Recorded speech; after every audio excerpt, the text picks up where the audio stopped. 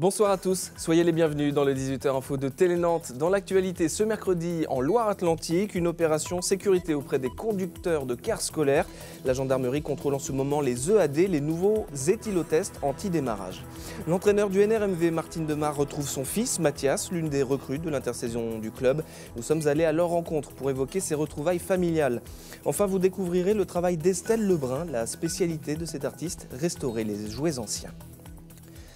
Depuis le début de l'année 2015, en France, près de 2000 personnes ont perdu la vie dans des accidents de la route. Le ministère de l'Intérieur entend répondre au relâchement des comportements par le renforcement de la loi et le durcissement des contrôles. Exemple à Trélières, où la gendarmerie a mené une opération de vérification des systèmes de démarrage par éthylotest, obligatoire depuis début septembre dans les transports scolaires. C'est un reportage d'Éric Egon. Depuis le 1er septembre, les autocars de transport en commun doivent être équipés d'un éthylotest anti-démarrage. La gendarmerie de Loire-Atlantique mène actuellement des opérations de contrôle du dispositif, l'opération Conduire en sécurité. Voilà, là il y a marqué analyse. Alors ce sont des éthylotests et voilà, et là, démarrage OK. Voilà, aussi simple que ça. On a la vie des passagers entre nos mains, donc oui, non, pour moi c'est normal, quoi. Si on n'a rien à se reprocher, voilà, quoi, on le fait. C'est comme mettre la ceinture de sécurité, c'est pareil, je veux dire, c'est le même truc. On fait de la pédagogie pour rappeler que depuis le 1er septembre, l'éthylotest anti-démarrage est obligatoire dans les autocars. Et puis aussi, on veut parler aux enfants pour dire que c'est important de mettre la ceinture dans les bus. Et à côté, on vérifie que tous les organes de sécurité sont présents dans le bus. Trousse de secours, les marteaux. Pour les enfants, il n'y a pas d'erreur possible. Il n'y a aucun écart qui est permis. Si on parle d'alcool au volant, comment pourrait-on imaginer qu'un chauffeur de bus conduise avec de l'alcool au volant? Donc c'est pas possible, c'est pas acceptable. Donc c'est vrai que là-dessus on est intransigeant. L'opération Conduire en sécurité va être répétée régulièrement tout au long de l'année. Rappelons que depuis 2003, le port de la ceinture de sécurité est obligatoire dans les autocars. Les enfants contrevenants s'exposent à une amende de 135 €, l'équivalent de l'ensemble FIFA 2016, Metal Gear Solid et Super Mario. Ça fait réfléchir. Les opposants au projet d'aéroport à Notre-Dame-des-Landes n'ont pas dit leur dernier mot. Les trois collectifs ASIPA, CEDPA et ADK ont annoncé dans un communiqué avoir saisi la cour administrative d'appel de Nantes après le jugement rendu le 17 juillet dernier. Le tribunal administratif avait alors suivi l'avis du rapporteur public en rejetant les 17 recours déposés par les anti-aéroports. Des recours relatifs aux arrêtés loi sur l'eau et espèces protégées, mais également à la déclaration d'utilité publique du programme Vière. Les associations comptent désormais, je cite, sur un procès plus équitable en appel avec un examen moins orienté. Ce mercredi, ils se sont mobilisés dans toute la France. Les ambulanciers ont manifesté leur colère. Les Ligériens s'étaient donné rendez-vous à Nantes. Ils ont circulé toutes sirènes hurlantes entre la Beaujoire et la préfecture avant de se prendre la direction de l'Agence régionale de la santé. Les ambulanciers dénoncent une dégradation de la qualité sanitaire pour la prise en charge de leurs clients et surtout, ils exigent une modification de leur tarification. Jean-Michel Naga. Des sirènes hurlantes, en passant devant la préfecture, les ambulanciers se sont fait entendre aujourd'hui à Nantes, comme dans toute la France. Ils estiment que leur profession est en danger. L'une des raisons majeures, c'est le montant de leurs indemnités pour les gardes de nuit et de week-end. Elles n'ont pas été réévaluées depuis 12 ans. Aujourd'hui, on a une tarification qui ne correspond pas du tout à cette prestation. Une indemnité de 346 € et sur une amplitude de 12 heures, le compte n'y est pas. Le monde rural peut être touché, étant donné que beaucoup d'entreprises dans le monde rural n'y arrivent plus et elles risquent de fermer. Les ambulanciers craignent en effet de ne plus pouvoir répondre aux besoins. Depuis 2 ans, ils notent une augmentation des dépôts de bilan de leurs entreprises. La profession réclame donc un effort sur les tarifs réglementés, sur leur TVA et sur un autre point, la différence de traitement avec les taxis qui perçoivent 50 € par intervention quand les ambulanciers doivent se contenter de 33 €. Aujourd'hui, seuls les ambulanciers ne pourraient pas répondre. L'offre de soins a tellement évolué que les deux partenaires et les deux prestataires doivent être sur le secteur. Par contre, ce qu'on demande, c'est que la tarification soit unique et uniforme. Il n'est pas logique qu'aujourd'hui, pour une même activité, une même prestation, on ait une tarification qui ne soit pas la même. À la fin du mois, le gouvernement dévoilera le projet de loi de finances pour 2016. Leur syndicat espère être entendu à cette occasion. À Nantes, la passerelle du quai Barbus a disparu du paysage. Elle a été démontée ce mercredi matin. Elle a été fermée à la circulation des piétons depuis le 7 septembre. Pour réaliser cette opération de démontage, les équipes de Nantes Métropole avaient dépêché une immense grue de 200 tonnes. Cette passerelle date de 1986. Elle sera entièrement rénovée et repeinte pour la protéger de l'érosion. Coût de l'opération, 120 000 €. La passerelle sera ensuite remontée et remise en place le 28 octobre prochain.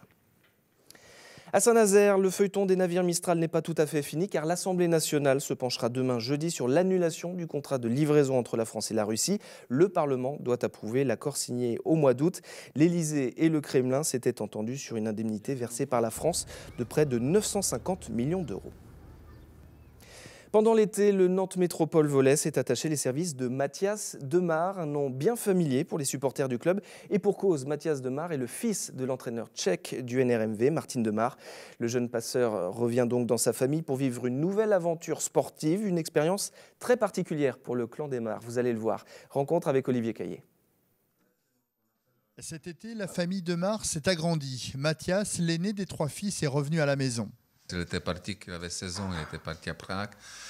Et je me souviens très bien, c'était très difficile pour nous, vécu ce départ. Et comme on a laissé à Prague, tous les deux avec ma femme, on a pleuré dans la voiture.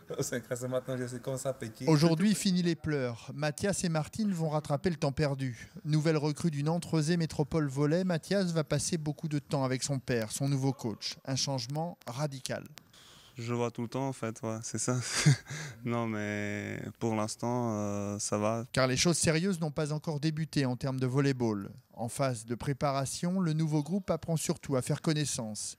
Mais quelle place va occuper Mathias dans l'équipe fin octobre à la reprise du championnat? On verra comment va réagir le groupe, est-ce qu'il va se bien intégrer dans le groupe. À mon avis, ça va être plus difficile pour lui comme pour moi, parce que moi, je considère comme les autres joueurs et je ne fais pas attention, c'est mon fils. Personne ne dit rien, il y a quelquefois des blagues, mais c'est normal. Je sais que peut-être ça va avoir des problèmes dans la saison, mais je ne pense pas, parce que maintenant, le collectif, j'ai bien et je pense qu'il y a que ça va aller. Il reste un peu plus d'1 mois au fils de l'entraîneur pour devenir un joueur comme les autres du NRMV. Pour Estelle Lebrun, c'était une passion et c'est devenu son métier, la restauration de jouets anciens. Cette Nantaise offre une seconde vie aux poupées qu'elle trouve dans les brocantes. Elle n'a pas de formation particulière et ce savoir-faire, elle l'a appris au contact de ces jouets d'un autre temps. Rencontre signée Benoît Balti.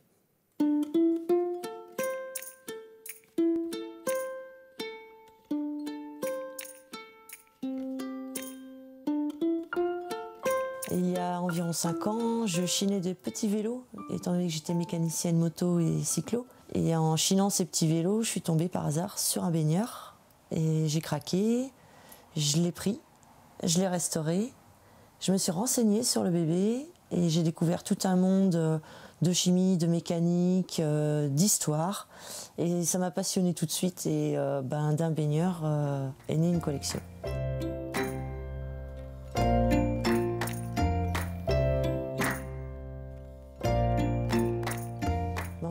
J'ai appris par moi-même, on appelle ça autodidacte il me semble. Je prends un grand soin à respecter la datation du sujet à traiter.